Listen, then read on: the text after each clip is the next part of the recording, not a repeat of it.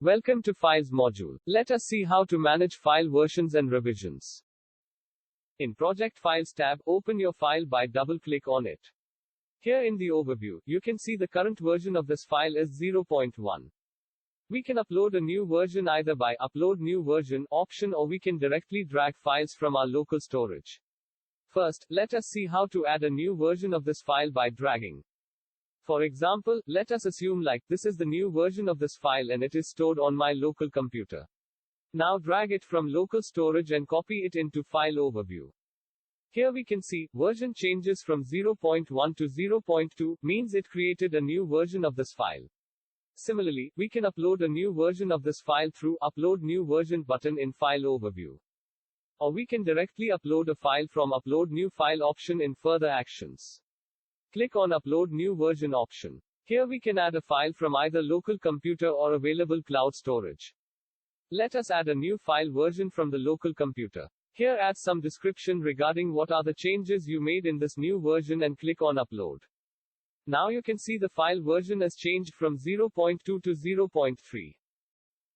We can find the previous version of this file in Versions tab. We can also delete any version unless that version is referred elsewhere. However, deleting a version does not change the numbering of other versions. For example, if a file has 3 versions, and you delete version number 2, then the third version will not get renumbered to version 2. It will remain in version 3. We can restore deleted file versions by using this restore option. Now let us see how to file revisions will work.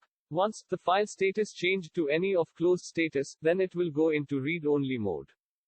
If we want to do any modifications on a file which is in closed status, then we need to change the status from closed to any required status. This process of changing status from closed to any other non-closed status will create a new revision of that file. Let us see how revision of a file is created.